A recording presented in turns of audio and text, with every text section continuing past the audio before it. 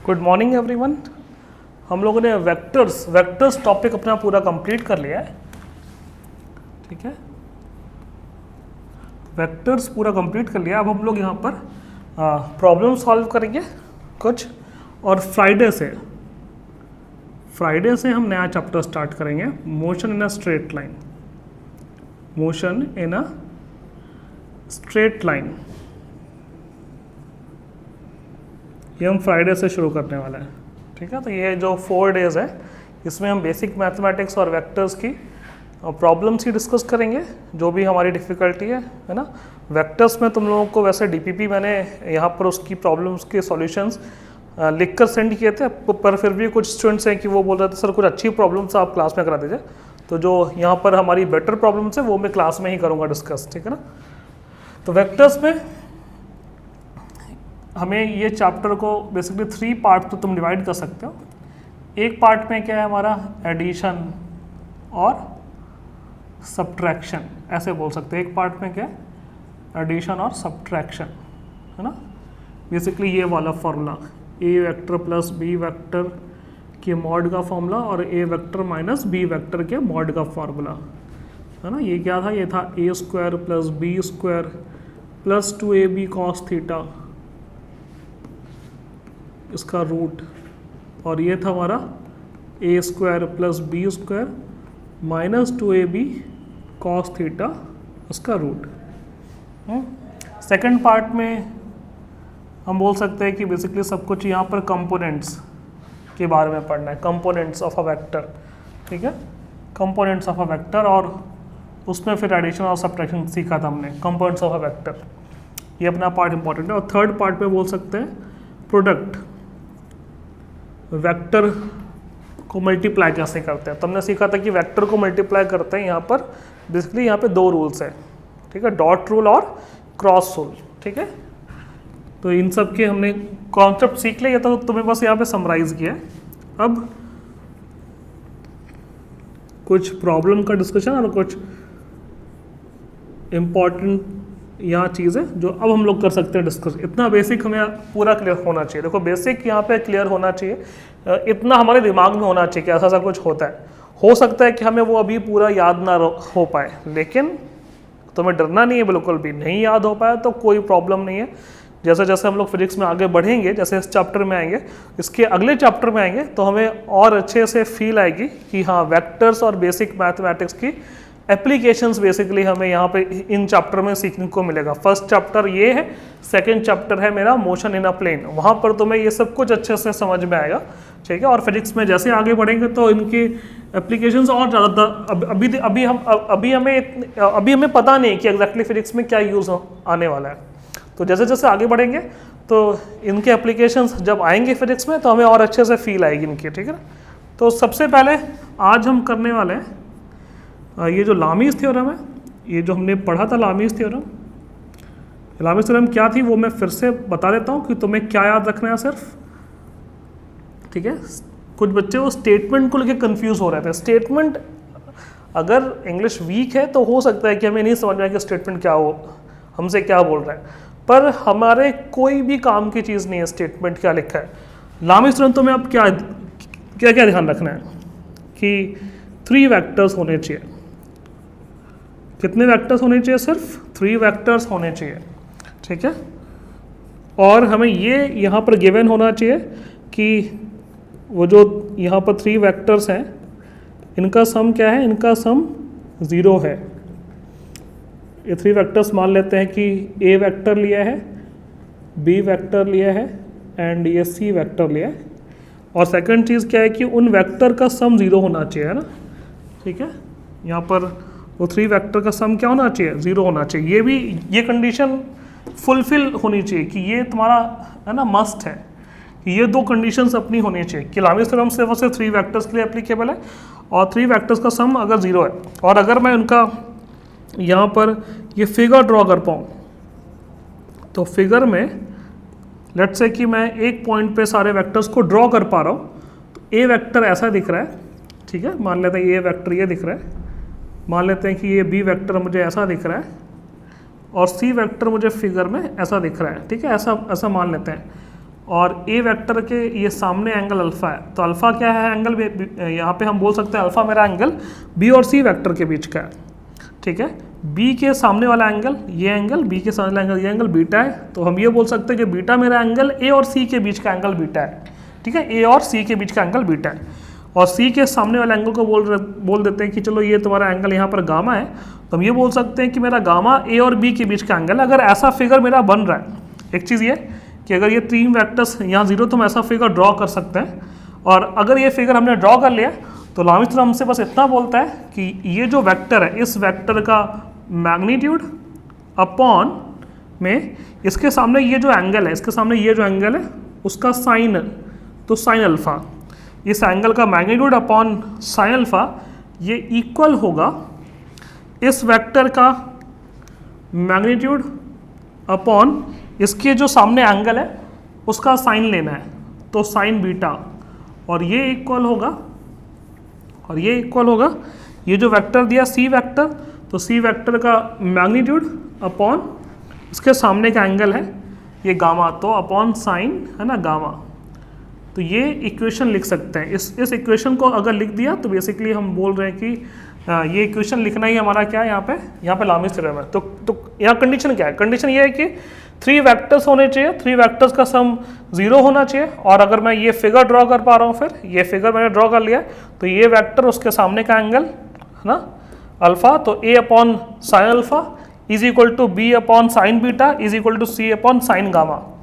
तो Lami's theorem की help से ये इक्वेशन लिख सकते हैं। आज हम क्या करने वाले, ये तो हम ऑलरेडी पढ़ चुके थे, तो एक बार इसका रिविजन भी हो गया, पर आज हम क्या करने वाले हैं, आज हम इसको प्रूव करने वाले हैं। और मैंने ये कहा था कि लॉमिस थ्योरम का डेरिवेशन मैं यहाँ पर वेक्टर प्रोडक्ट जब पढ़ लेंगे ना उसके बाद बताऊंगा। 2 टाइप के मल्टीप्लिकेशन होते हैं, डॉट प्रोडक्ट और वेक्टर प्रोडक्ट। तो वेक्टर प्रोडक्ट हमने पढ़ लिया, तब मैं यहाँ पर ये समझाता हूँ, ये एक्सप्लेन करता हूँ, उसका प्रूफ क्या है, इसका डेरिवेशन क्या है ना, ये मैं आज बताने वाला हूँ, ठीक है। आज की क्लास में ये डेरिवेशन से स्टार्ट करते हैं बेसिकली। तो होपफुली देखो लॉमिस थ्योरम ये सबको क्लियर हुई होगी कि ये कंडीशन तुम्हारी ट्रू होनी चाहिए, दोनों कंडीशन तुम्हारी ट्रू होनी चाहिए, तो ये इक्वेशन लिख सकते हैं। और जहाँ पे अल्फा क्या, अल्फा बी और सी के बीच का एंगल है, बीटा सी और ए के बीच का एंगल है, और गामा ए और बी के बीच का एंगल है। अच्छा, प्रूफ क्या है, देखो प्रूफ के लिए अब काम में क्या आएगा, तो अगर ये ए वेक्टर होता है और अगर ये बी वेक्टर होता है ऐसे, और इनके बीच का एंगल ये थीटा होता है, इनके बीच का एंगल क्या है, इनके बीच का एंगल ये तुम्हारा थीटा है, तो मुझे पता है कि इस ट्रायंगल का एरिया ऑफ ट्रायंगल, इस ट्रायंगल का एरिया हम दे सकते हैं, इस ट्रायंगल का जो एरिया आता है ए, वो आता है तुम्हारा हाफ ऑफ ट्रायंगल का एरिया जो आता है वो आता है half of mod of A vector cross B vector, ठीक है। ट्रायंगल का एरिया क्या आता है, हाफ ऑफ है ना mod of A vector cross B vector. ये हम सबको पता है, ये हम सब ने वेक्टर प्रोडक्ट वाले टॉपिक में पढ़ लिया था। तो ये यहाँ पे काम में आ गया, इसलिए मैंने ये लिख दिया है ना कि ये सबको याद रहना चाहिए। अब देखो मैं यहाँ पर प्रूफ देने वाला हूँ कि ये कैसे आया। अच्छा देखो, मुझे यहाँ पर 3 वेक्टर्स गिवन है और उन वेक्टर का सम 0 गिवन है, और इसका फिगर मैंने ऐसे बना लिया। इस फिगर को मैं कन्वर्ट कर सकता हूँ ट्रायंगल में, इसको मैं कन्वर्ट कर रहा हूँ ना ट्रायंगल में। 3 वेक्टर्स उनका सम 0, तो ट्रायंगल भी बन जाएगा, ट्रायंगल साइक्लिक ऑर्डर में। कैसे, इस ए वेक्टर को उठाकर मैंने यहाँ रख दिया, इस ए वेक्टर को उठाकर मैंने यहाँ रख दिया। हम एक वेक्टर को हम समांतर उसके पैरेलल शिफ्ट कर सकते हैं, एक वेक्टर को उसके पैरेलल शिफ्ट कर सकते हैं, वेक्टर में कोई चेंज नहीं आएगा। फिर ये बी वेक्टर है, बी वेक्टर को से खिसका के ऐसे जोड़ दिया, ठीक है, बी वेक्टर को ने ऐसे जोड़ दिया, ये हो गया मेरा बी वेक्टर। फिर ये सी वेक्टर है, सी वेक्टर को उठाकर मैं ऐसे जोड़ दूंगा, तो ये हो गया सी वेक्टर। और जब मैं ऐसे जोड़ दूंगा तो ये पूरा एक ट्रायंगल बन जाएगा। ये तो हमने सीखा ही हुआ है कि अगर यहाँ पर ये 3 वेक्टर का सम 0, तो एक ट्रायंगल तो बनना ही चाहिए, एक ट्रायंगल पूरा कंप्लीट ट्रायंगल बनेगा ना। ठीक है, क्योंकि फिर तभी तो हम ट्राइंगल लॉ से ये प्रूव कर सकते हैं कि A vector plus B vector plus C vector is equal to 0 vector, तो ट्राइंगल बनेगा। अब मैं एंगल मार्क करता हूँ। अब मैं यहाँ पर एंगल मार्क कर रहा हूँ। ए और बी के बीच का एंगल कितना है? ये है यहाँ पर गामा। ए और बी के बीच का एंगल गामा है। ए वेक्टर ये, बी वेक्टर ये, इसके बीच का एंगल तो ये ए और बी के बीच का एंगल नहीं है। पहली चीज़ ये, क्योंकि दो वेक्टर्स के बीच के एंगल का मतलब क्या होता है कि उनकी टेल से टेल मिलनी चाहिए। तो अगर मैं ए वेक्टर का से हल्का सा शिफ्ट करता तो ये है तुम्हारा ए और बी के बीच का एंगल, ये तुम्हें यहाँ पर गामा दिया है ना। Gamma is angle between A vector and B vector. A vector और बी वेक्टर के बीच का एंगल यहाँ पर गामा है। तो ये अंदर वाला एंगल कितना होगा? तो अंदर वाला एंगल होगा 180 माइनस, है ना, गामा। ये कितना होगा? 180 माइनस गामा। होपफुली ये सबको क्लियर हो रहा है। सिमिलरली बी और सी के बीच का एंगल, तो बी को ऐसे शिफ्ट करता है हल्का सा, तो ये इसकी टेल आती है और ये आगे चला गया। तो बी और सी के बीच का एंगल हो गया अल्फा। ये एंगल हमें अल्फा गिवन है। तो अंदर वाला एंगल कितना होगा? तो अंदर वाला एंगल होगा 180 माइनस अल्फा। उसी तरह से सी वेक्टर और ए वेक्टर के बीच का एंगल, तो सी वेक्टर और ए वेक्टर के बीच का एंगल यहाँ पर बीटा है। तो ये एंगल हमारा बीटा है। तो ये एंगल कितना होगा? तो ये एंगल होगा 180 माइनस बीटा। ठीक है, तो ये ट्रायंगल के अंदर के एंगल्स आ गए। अब देखो यहाँ पे, अब इस ट्रायंगल का एरिया लिखना है मुझे। इस ट्रायंगल का एरिया लिखना है। अच्छा, जब मैं यहाँ पर इसका एरिया लिख रहा हूँ तो इसके लिए हम कोई भी दो साइड्स की हेल्प से लिख सकते हैं। कोई भी दो साइड्स की हेल्प से हम एरिया लिख सकते हैं। पहली चीज़ है कि हम कोई भी दो साइड्स की हेल्प से एरिया लिख सकते हैं। ठीक है, तो जैसे कि अगर मैं ए और बी को साइड लेता हूँ तो इस ट्रायंगल का एरिया क्या होगा? Half into mod of A vector cross B vector, ऐसा होगा। अगर मैं बी और सी की हेल्प से लिखता हूँ एरिया, तो वो आएगा half of mod of vector B vector cross C vector. ठीक है, हाफ ऑफ या mod of B vector cross C vector. अगर मैं सी और ए साइड की हेल्प से लिखूं तो ये half of mod of C vector cross A vector. अब सबसे इंपॉर्टेंट चीज़ क्या है कि तो यहाँ पर ये चीज़ हमने यहाँ सीख रखी थी ऑलरेडी कि अगर दो साइड्स हमें गिवन है, अगर हमें दो साइड्स हमें गिवन है तो हम लोग क्या लिख सकते हैं? हम लोग यहाँ पर ऐसे, ठीक है, एरिया लिख सकते हैं। हमें सिर्फ ट्रायंगल का एरिया लिखने के लिए हमें यहाँ पर दो साइड्स हमें वेक्टर फॉर्म में पता होनी चाहिए। थर्ड साइड के बारे में इंफॉर्मेशन की कोई जरूरत नहीं। तो अब यहाँ पर तो हमें तीनों साइड्स के बारे में पता है, तो हम कोई भी दो साइड्स लेकर, हमें यहाँ पर तीनों साइड्स के बारे में पता है, तो हम कोई भी दो साइड्स लेकर क्या कर सकते हैं? कोई भी दो साइड्स लेकर ट्रायंगल का एरिया लिख सकते हैं। तो इधर ये ले लो ए और बी के लिए, बी और सी के लिए ये लिख सकते हैं, और सी और ए के लिए ये लिख सकते हैं। और लेकिन अब यहाँ पर इंपॉर्टेंट चीज़ क्या है? ये ट्रायंगल तो एक ही ट्रायंगल है, तो इन सब का एरिया भी क्या होगा? ये जो सब की वैल्यूज़ है, वैल्यूज़ भी क्या होंगी? सेम होंगे, क्योंकि इस ट्रायंगल का एरिया तो सेम ही रहेगा। तुम चाहे ये साइड्स लो या ये साइड्स लो या फिर ये साइड्स लो, है ना, ट्रायंगल का एरिया तो क्या रहने वाला? यहाँ पे ट्रायंगल का एरिया सेम रहने वाला है। ट्रायंगल के एरिया में कोई भी चेंज यहाँ पर नहीं आने वाला है, इसलिए हम यहाँ पर ये तीनों वैल्यूज़ को इक्वेट कर सकते हैं। इक्वेट कर सकते हैं तो उसको सॉल्व करते हैं। देखो हाफ तो हर जगह से कैंसिल आउट हो जाएगा। ठीक है, अब ए वेक्टर क्रॉस बी वेक्टर का मॉड कितना होगा? तो वो होगा ए बी इंटू साइन, और ए और बी के बीच का एंगल कितना है?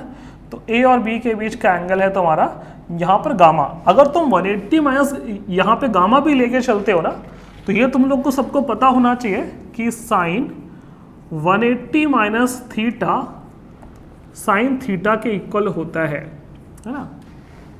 ये तो पता ही है हमें, क्योंकि ये हमारा सेकंड क्वाड्रेंट है। सेकंड क्वाड्रेंट में हमारा साइन पॉजिटिव होता है, और 180 लिखा है तो sine 180 minus theta is equal to sine theta.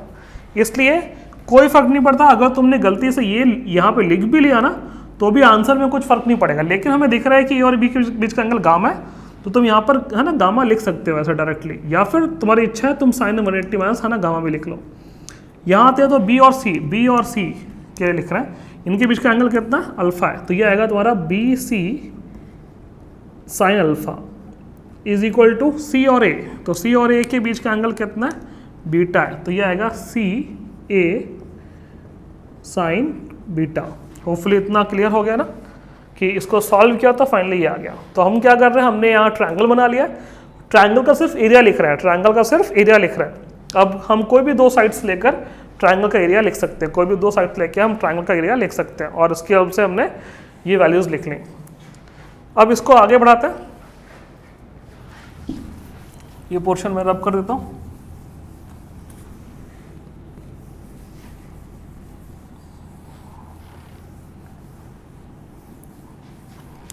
तो अब मैं इस पूरी इक्वेशन को डिवाइड कर देता हूँ by A B C, dividing by A into B into C.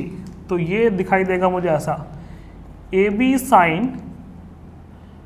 Sign gamma upon A B C is equal to B C sine alpha upon A B C is equal to C A sine beta upon A B सी।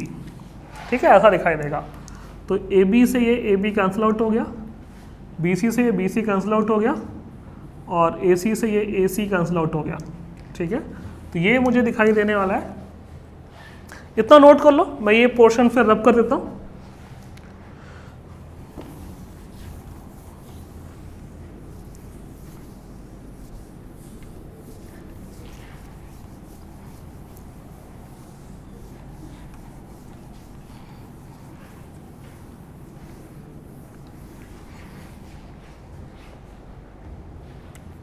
तो देखो ये आएगा तुम्हारा sine gamma upon C is equal to sine alpha upon A is equal to sine beta upon B. देखो ऐसे लिखा है, इसको तुम उल्टा भी कर सकते हो, ऐसे है ना, इन्वर्ट कर सकते हो। इन्वर्ट कर लेते हैं तो ये साइन अल्फा अपॉन अल्फा आ जाएगा A upon sine alpha, A upon sine alpha is equal to sine beta upon B आ जाएगा B upon sine beta is equal to sine gamma upon C आ जाएगा सी अपॉन साइन गामा। तो ये हमारा prove हो गया, ये लामीस थ्योरम हमने प्रूव कर ली। ठीक है, होपफुली ये सबको यहाँ पे समझ में आ रहा होगा। तो उसको नोट करते हैं, फिर आगे बढ़ते हैं, फिर कुछ प्रॉब्लम सॉल्व करते हैं लामीस थ्योरम की हेल्प से ही।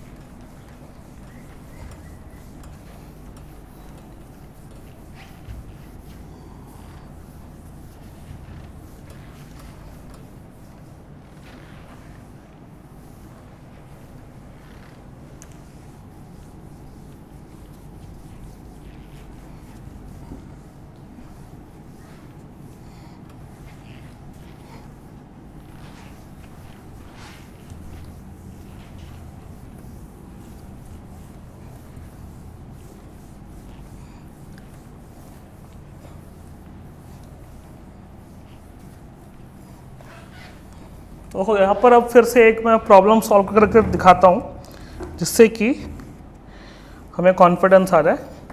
ठीक है, एक प्रॉब्लम सॉल्व करते हैं और ये प्रॉब्लम को ना मैं अब तुम्हें यहाँ पे दोनों मेथड से करके दिखाऊंगा। ठीक है, लामीस थ्योरम से भी और कंपोनेंट मेथड से भी, है ना। बहुत सारे स्टूडेंट्स को यहाँ पे कंपोनेंट मेथड में भी थोड़ी सी प्रॉब्लम आ रही है, तो वो भी मैं सिखा दूंगा इस प्रॉब्लम से। लेट्स से कि हमें यहाँ पर ये एक पॉइंट O दिया है, ओरिजिन का O है। इस पॉइंट O पर एक फोर्स लग रहा है, एक फोर्स लग रहा है F1 लग रहा है 30 डिग्री पे। इसी पॉइंट O पर एक फोर्स लग रहा है ऐसे F2। देखो ये force is a vector quantity. अगर मैं यहाँ पे वेक्टर साइन नहीं लिख रहा हूँ तो बेसिकली मैंने ये इसका दिखाया है सिर्फ मैग्नीट्यूड, और ये जो हमने फिगर में देखो इस एरो से दिख रही है मेरी डायरेक्शन, इसलिए मैं पूरा कंप्लीट F1 वेक्टर मैं नहीं लिख रहा हूँ। ठीक है, वो ध्यान रखना है। तो मैं ऐसे ही करता हूँ, मैं यहाँ पर मैग्नीट्यूड और डायरेक्शन से अलग अलग दिखाता हूँ। ये हो गया F3, तो F1 F2 F3 वेक्टर भी लिखोगे तो भी कुछ फर्क नहीं पड़ेगा। और F2 ये तो दिख रहा है ऐसे, और यहाँ पर हमें गिवन है,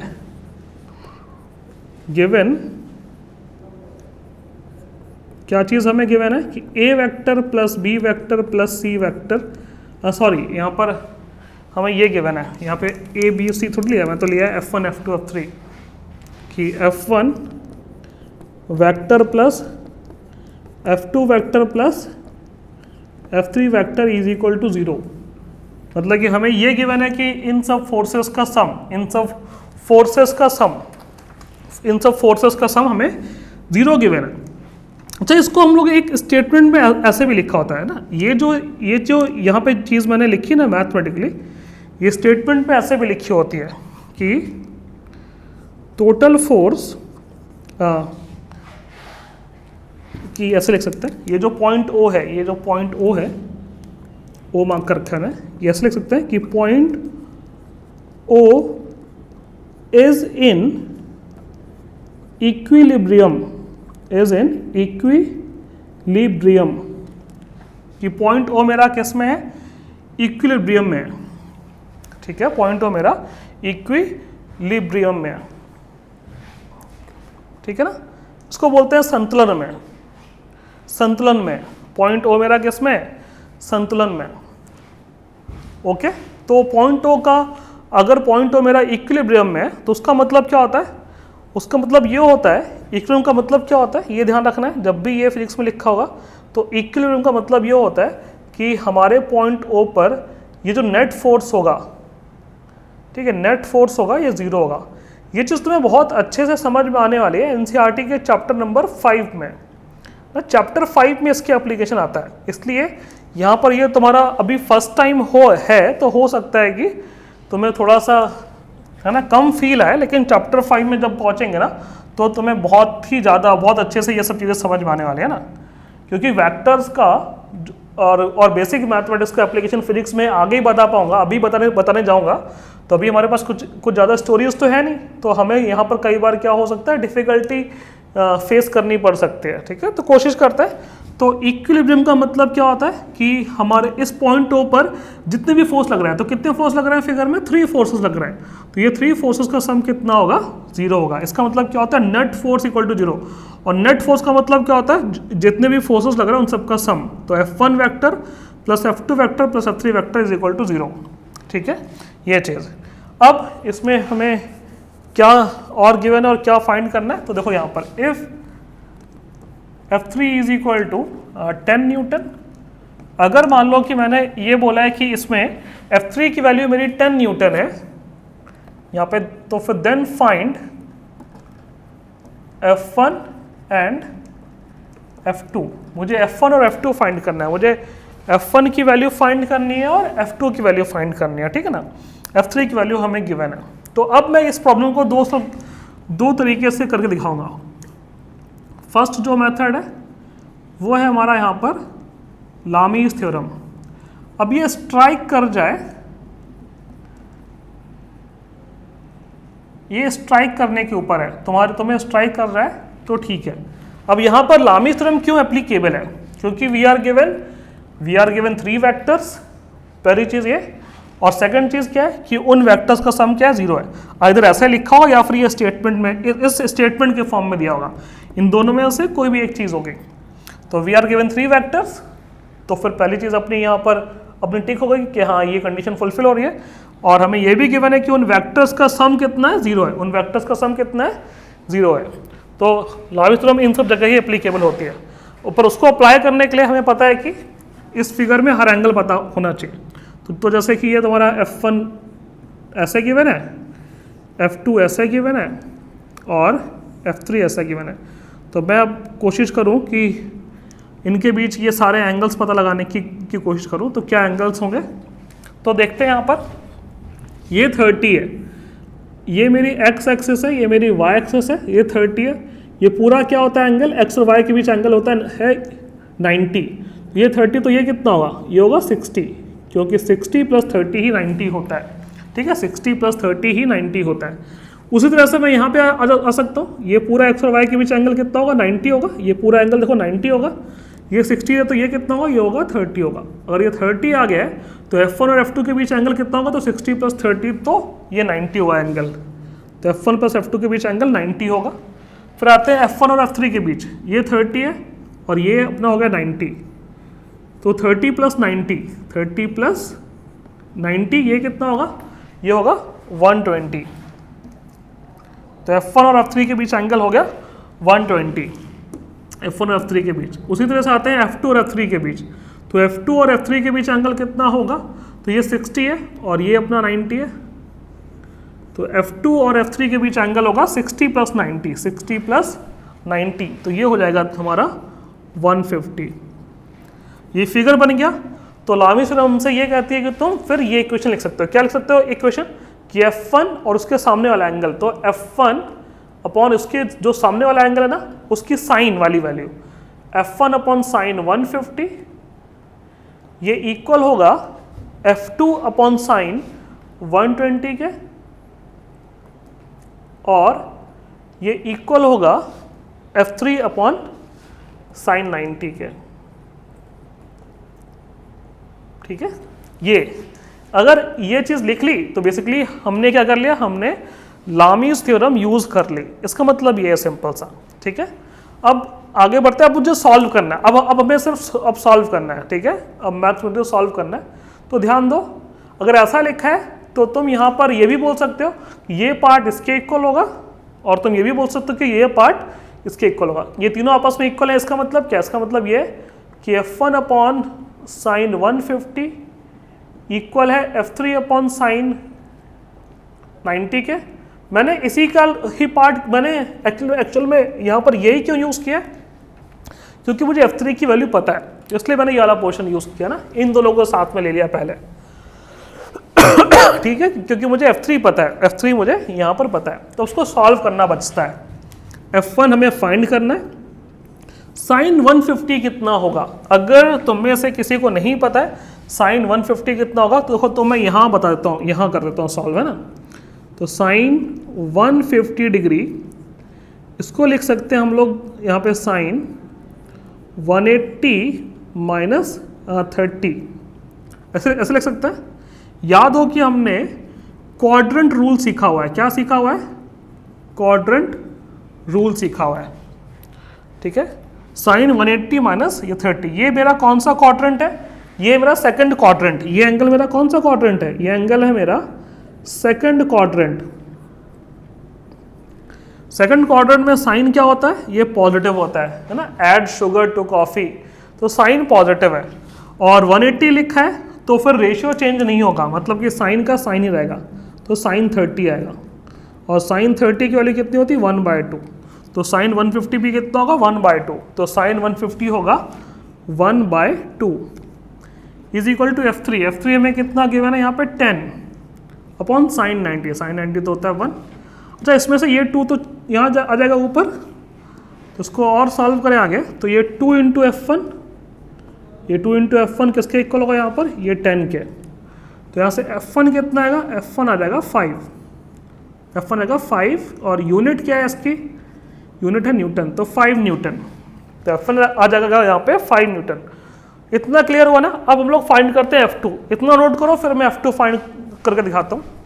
ठीक है,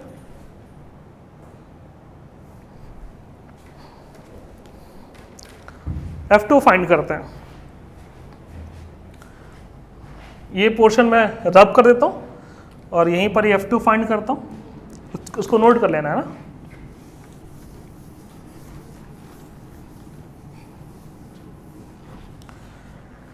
F2 फाइंड करने के लिए मैं ये दो ले लेता हूँ टर्म, है ना। अब तो मुझे F1 अब मुझे पता चल गया, तो तुम ये भी यूज़ कर सकते हो, पर मैं वही ले लेता हूँ क्योंकि यहाँ पर ये साइन 90 ईजी है। तो F2 बाय साइन 120 ये इक्वल होगा F3 अपॉन साइन ये 90 के। मैं इन दोनों को आपस में इक्वेट कर सकता हूँ। ठीक है, तो F2 फाइंड करना है, अपॉन साइन 120 कितना होगा, चलो वो मैं यहाँ कर देता हूँ सॉल्व। साइन 120 फिर से क्वाड्रेंट रूल से साइन 120 को लिख सकते हैं साइन 180 माइनस 60। ठीक है, ऐसे लिख सकते हैं। ये मेरा कौन सा क्वाड्रेंट है, ये मेरा फिर से सेकंड क्वाड्रेंट है। ये एंगल मेरा फिर से सेकंड क्वाड्रेंट पे एंगल है। तो सेकंड क्वाड्रेंट में साइन तो पॉजिटिव होता है, तो और 180 है तो फिर रेशियो चेंज नहीं होता है, तो ये आएगा साइन 60 के इक्वल। साइन 60 होता है √3/2, तो ये वैल्यू आ जाएगी तुम्हारी √3/2। साइन 120 डिग्री होता है √3/2। होपफुली ये सबको क्लियर हो रहा है। अब इज इक्वल टू F3 कितना है?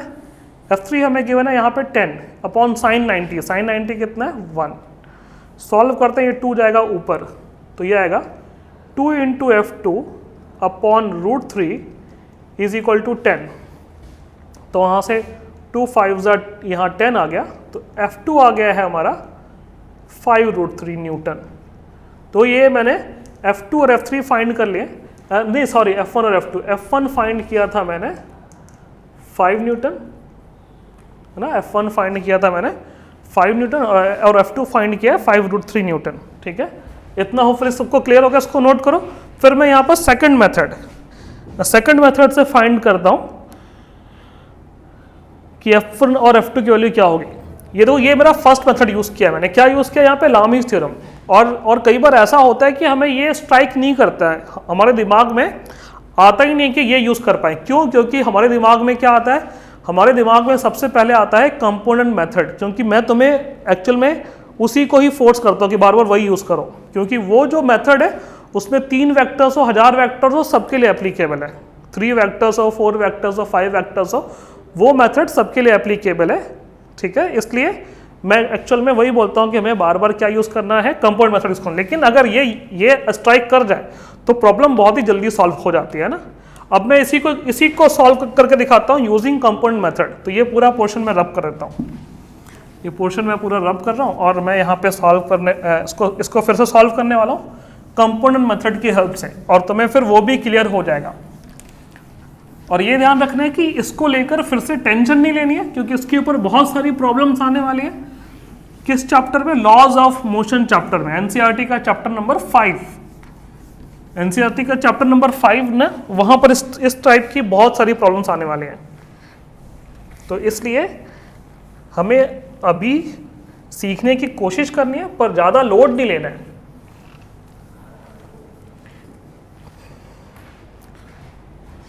तो अगर तुम मेरा सीक्वेंस फॉलो करोगे तो तुम्हें एक दिक्कत नहीं होगी। बुक्स में क्या होता है कि अब पढ़ा तो दिया, फिजिक्स में वेक्टर्स का चैप्टर रख दिया है ना स्टार्टिंग में, और प्रॉब्लम सारी फिजिक्स से उठा कर रख दी, पर हमने फिजिक्स में वो चीज़ मतलब कि वो चैप्टर हमने ऑलरेडी पढ़ा नहीं है, तो हम कंफ्यूज होते हैं कि यार ये अब क्या होगा ना, ये क्या लिखा है, ये तो सर ने बताया नहीं।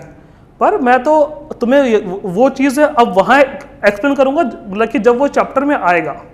अभी से कोई फ़ायदा नहीं, इसलिए मैं 1-2 प्रॉब्लम्स बस यहाँ पे दिखा रहा हूँ, ठीक है, जिससे कि हमें बस थोड़ी सी फील आ जाए। तो सेकंड मेथड में आता है। सेकंड मेथड का नाम क्या है? Component method. क्या नाम है हमारा? Component method. हमें इन तीनों वेक्टर्स का सम 0 करके दिया हुआ है, तो बताना है कि F1 F2 की वैल्यू क्या, अगर F3 है। तो कंपाउंड मेथड में सबसे पहला स्टेप क्या होता है कि हमारी एक्स और वाई एक्सिस, ये हमारी एक्स और वाई एक्सिस यहाँ पर ऑलरेडी दी हुई है। नहीं दी होती है तो हम चूज़ करते हैं, दी है तो अच्छी बात है ना, वही ले लेते हैं। फिर इस पॉइंट पे जो ओरिजिन है, ओरिजिन पे F3 तुम्हें ऐसा दिखाया जा रहा है, F2 तुम्हें ये दिखाया जा रहा है, ऐसे नहीं, ये F1 है और ये एंगल तुम्हें दिया 30, और F2 तुम्हें ऐसा दिखाया जा रहा है, ये एंगल दिया है 60। तो मैंने क्या सिखाया था कि इस मेथड में इस मेथड में हम अपने वेक्टर्स के कंपोनेंट करते हैं, हम अपने वेक्टर्स के कंपोनेंट करते हैं, और अगर एक्स वाई प्लेन है तो हम हर वेक्टर के कंपोनेंट एक्स और वाई के अलॉन्ग करेंगे। लेकिन अगर कोई वेक्टर, जैसे F3 को देखो, F3 तो मेरा वाई एक्सिस के अलॉन्ग है, तो F3 का कंपोनेंट एक्स के अलॉन्ग क्या होगा? 0 होगा, क्योंकि ये एंगल तुम्हें कितना दिखेगा यहाँ पे 90। तो हम ऐसा बोल सकते हैं, हम ये बोल सकते हैं कि हमारे जो भी वेक्टर्स x में हो या y में हो, हमारे जो भी वेक्टर्स x में हो या y में हो, उनके कंपोनेंट्स हम नहीं करेंगे, उनके कंपोनेंट्स हम नहीं करेंगे, ठीक है, क्योंकि ऑलरेडी उनके कंपोनेंट्स हमारे 0 हो जाएंगे। अगर कोई वेक्टर y में है तो x में उसका कंपोनेंट 0 होगा, कोई वेक्टर x में तो उसका y में कंपोनेंट 0 होगा, इतना ध्यान रखना है। तो F1 F2 को देखो, तो F1 F2 ये ना तो x में है ना तो y में, ये तो xy प्लेन में है ना, अपने कहीं पड़े हुए हैं। ये F1 ना तो x में ना तो y में, तो F1 का कंपोनेंट x के लॉन्ग कितना होगा, तो ये F1 का कंपोनेंट x के लॉन्ग, ठीक है ऐसे। तो इसकी वैल्यू कितनी होगी, तो F1 का कंपोनेंट F1x बोलता हूँ x के लॉन्ग, F1x, तो वो तुम्हारा होगा। तो मैंने क्या सिखाया है कि अगर एंगल जहां से दिया है वहां पे हमेशा क्या होता है, वहां पे हमेशा यहाँ पे कॉस आता है कंपोनेंट। तो यहाँ पे एंगल 30 दिया तो यहाँ पे आएगा F1 cos 30। F1 का कंपोनेंट क्या होगा, x का लॉन्ग, F1 cos 30, और F1 का कंपोनेंट y का लॉन्ग कितना होगा, तो ये वैल्यू यहाँ से यहाँ तक वैल्यू ये, ठीक है, ये होगा तुम्हारा F1y। ये वेक्टर की बात कर रहा हूँ मैं, है ना, ये वेक्टर मेरा है F1y। F1y की वैल्यू क्या होगी, मैं यहाँ ले देता हूँ, है ना, F1x क्या होगा, तो F1x लिखा है मैंने, ये यहाँ से हटा देता हूँ मैं, ये तो अपना F1x ये मेरा कंपोनेंट आ गया है। इसकी वैल्यू क्या होगी F1x की, तो होगा F1 cos 30। ये क्या होगा, F1 cos 30, F1 cos 30। F1y क्या होगा, तो F1y होगा ये कंपोनेंट, y कंपोनेंट। तो यहाँ पे अगर एंगल दिया तो यहाँ पे अपना कॉस आया, यहाँ पे एंगल नहीं दिया तो वहाँ पे साइन लेते हैं कंपोनेंट, है ना, F1 sin 30, F1 sin 30। अब कुछ स्टूडेंट्स ने देखो मुझसे क्या कहा, अब ध्यान से सुनो यार, है ना, कंफ्यूज नहीं होना है उसमें। कुछ बच्चों ने कहा कि सर अगर ये एंगल 30 है, ये पूरा अपना 90 है, तो ये एंगल तो मेरा 60 होता है, तो क्या मैं ये 60 लेकर भी कर सकता हूँ, तो हाँ वो कर सकते हो। तुम ये बोलो कि अगर तुम ये 60 ले रहे हो तो तुम ये बोल सकते हो कि F1y के साथ कितना एंगल बना रहा है, 60। तो तुम यहाँ पर फिर से 60 लेकर अगर तुम कर रहे हो तो तुम यहाँ पे cos का ही लिखोगे फिर कंपोनेंट, क्योंकि यहाँ पे आप तुम बोल सकते हो कि F1 का y के साथ एंगल दिया है, F1 का y के साथ एंगल दिया है, क्या एंगल दिया है, 60 एंगल दिया है। तो तुम F1 का y के साथ अगर लिखोगे तो उसको F1 cos 60 भी लिख सकते हो। देखो दोनों की वैल्यू सेम आएगी, जब साइन 30 और cos 60 सेम होते हैं ना, साइन 30 1/2, cos 60 भी 1/2, तो कोई फर्क नहीं पड़ता है। तो तुम ऐसा कर सकते हो, वो तुम्हारी चॉइस है, ठीक है। बस मैं एक्चुअली मैं ये चाह रहा था कि तुम कंफ्यूज ना हो, इसलिए मैं एक साइड का एंगल, अगर एक ही साइड का एंगल दिया है तो मैं दूसरा एंगल लिखता नहीं था, ठीक है, लेकिन वो तुम्हारी चॉइस है। अच्छा मैंने कंपाउंड कर दिया तो मैं इस वेक्टर को फिर हटा दो, फिर रियल वेक्टर को तुम ऐसे कट कर दोगे, उसकी कोई जरूरत नहीं है। फिर आते हैं F2 पे, तो F2 का मेरा x पे कंपोनेंट इधर की ओर आएगा, ये आएगा मेरा F2x। अब मैं पूछूं कि F2x की वैल्यू क्या होगी, अगर मैं पूछूं कि F2x की वैल्यू क्या होगी, तो F2 का x के साथ एंगल कितना है, 60 है। तो जिसके साथ एंगल होता है वहाँ पे हमेशा क्या आता है, हमेशा यहाँ पर अपना वहाँ पे cos कंपोनेंट आता है। तो F2x आएगा F2 और cos 60, F2 है ना, cos 60, ये ध्यान रखना है, जहाँ पे एंगल होता है वहाँ से हमेशा ये cos कंपोनेंट आता है। तो F2 cos 60, और अब निकालते हैं F2y। इस F2 फोर्स का y पे क्या आएगा कंपोनेंट, तो ये वेक्टर। अब ये वेक्टर इसी लाइन पे ही ड्रॉ करूंगा तो फिर थोड़ा सा हॉच पॉच होगा, तो मैं बहुत ही आराम से ड्रॉ करता हूँ। ये वेक्टर देखो यहाँ पे ना, ये वेक्टर इसी लाइन पे तुम्हारा F1y भी है, इसी लाइन पे तुम्हारा F2y भी। मैं अभी F2y की बात कर रहा हूँ, ठीक है, F2y। तो F2y क्या आएगा, तो F2 का इसके साथ एंगल नहीं दिया, एंगल x के साथ दिया है, तो x के साथ दिया तो इसलिए यहाँ पर cos आया, तो जिसके साथ एंगल नहीं वहाँ पे साइन आएगा। तो क्या लिखोगे, तुम लिखोगे फिर F2 sin 60। लेकिन कुछ बच्चे बोल सकते हैं कि सर ऐसा थोड़ी एंगल नहीं दिया, एंगल 30 निकाल सकते हैं। लेकिन अगर तुम्हें 30 निकाला और तुम्हें इसको यहाँ 30 के फॉर्म में लिखना है, तो तुम बोल सकते हो कि F2 जो है वो y के साथ एंगल 30 बना रहा है, तो y के साथ एंगल पता है, तो उसके फॉर्म में लिखना है, तो उसको लिख सकते हो F2 cos 30 लिख सकते हो। ये एक ही चीज़ है, फिर से देख लो, sin 60 होता है √3/2 और cos 30 होता है √3/2, कोई फर्क नहीं पड़ता है अपना। होपफुली ये क्लियर होगा। और जब मैं यहाँ पर कर लूँगा कंपोनेंट, उसको रिमूव कर दूंगा, तो अब मैं ये फिगर को फिर से रीड्रॉ करता हूँ। क्यों कर रहा हूँ रीड्रॉ, वैसे छोड़ सकता हूँ ऐसे, जिससे कि तुम्हें और साफ दिखाई दे, तुम्हें थोड़ा सा और साफ सा दिखाई दे कि मैंने फाइनली क्या कर लिया है, ठीक है। ये मैं रब कर देता हूँ, ये प्रॉब्लम तो होपफुली सबने नोट कर ली होगी। तो इस फिगर को मैं और ज़्यादा साफ सुथरा दिखाई देता हूँ, कि फाइनली क्या कर लिया है। जब मैंने कंपोनेंट्स कर लिए तो मुझे क्या दिख रहा है, तो देखो मुझे क्या दिख रहा है, ये हमारी एक्स एक्सेस है, ये हमारी वाई एक्सेस है। यहाँ पर ओ पॉइंट पे एक्स की ओर क्या लिख रही है, एक्स की ओर वेक्टर आ रहा है मेरा f1x। f1x की वैल्यू कितनी है, तो f1x की वैल्यू लिखूंगा तो ये आएगा f1 cos 30। cos 30 कितना होता है, cos 30 होता है √3/2, तो √3 f1/2 ये लिख देता हूँ उसकी वैल्यू, √3 f1 है ना /2। फिर नीचे की ओर देखो, नीचे इसको मैंने ड्रॉ कर दिया, नीचे की ओर क्या है तुम्हारा f3। f3 की वैल्यू कितनी दी है हमें, ये 10, तो 10 रख दिया। फिर ये भी हमने दिखा दिया f2x, यहाँ की ओर कितना है f2x, तो f2x तुम्हारा यहाँ की ओर है, देखो ये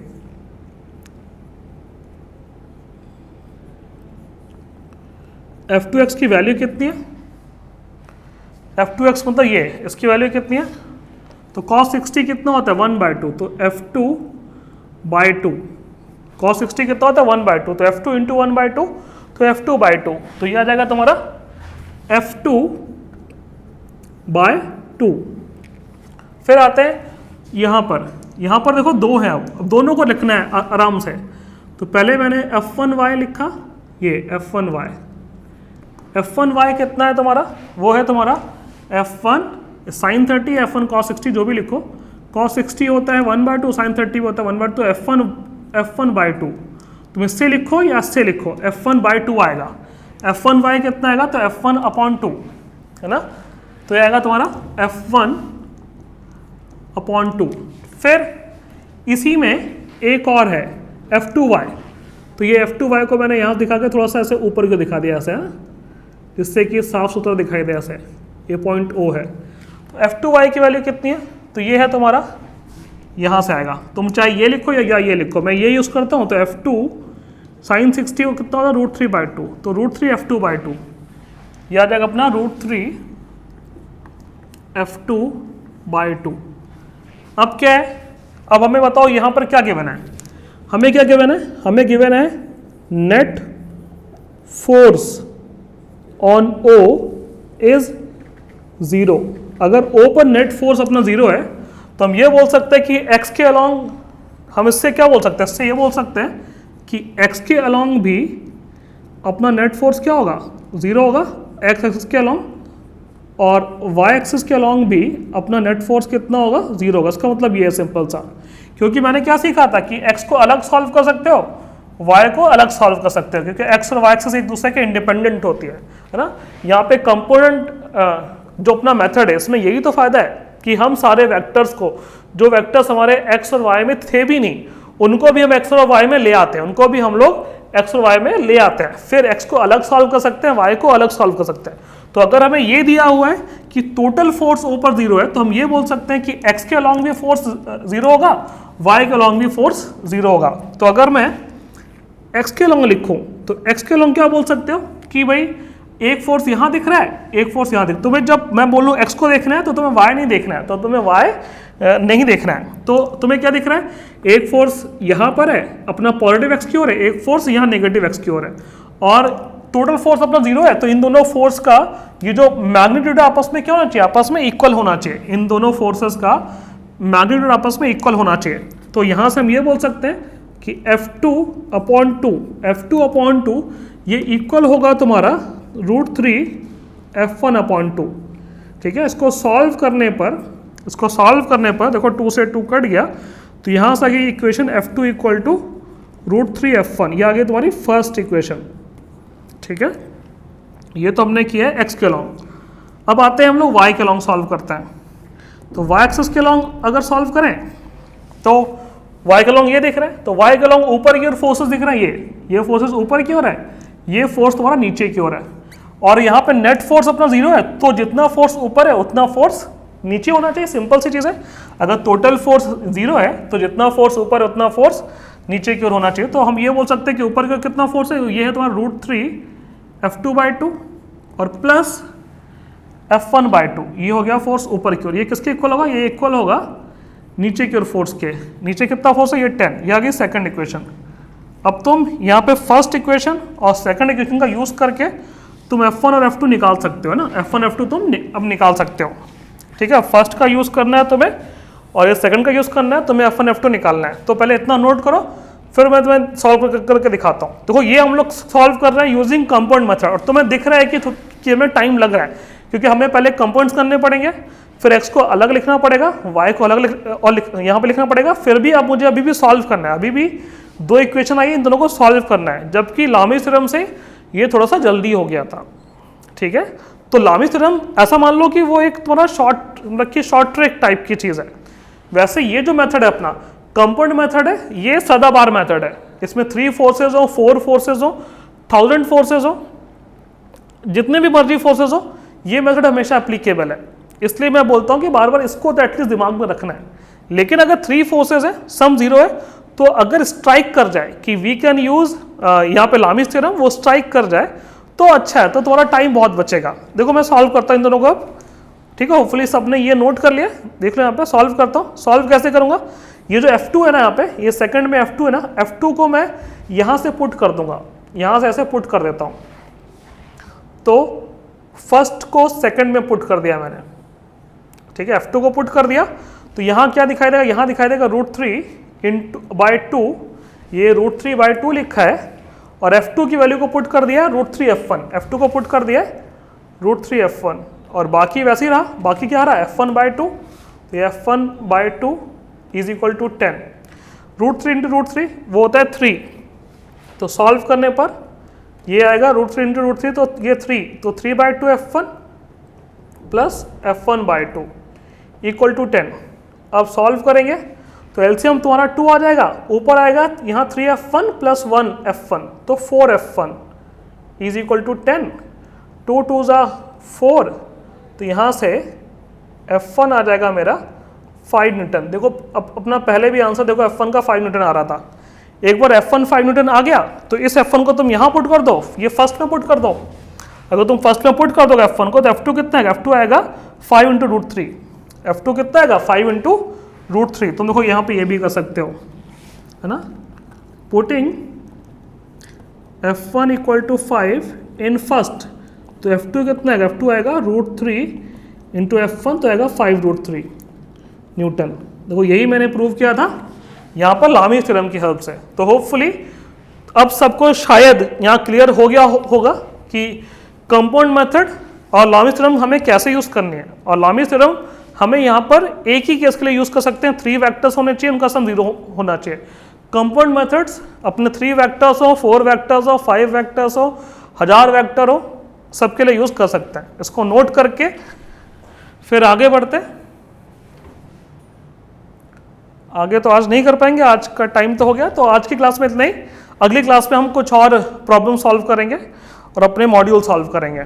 तो आज के लिए इतना ही, अगली क्लास में मिलते हैं।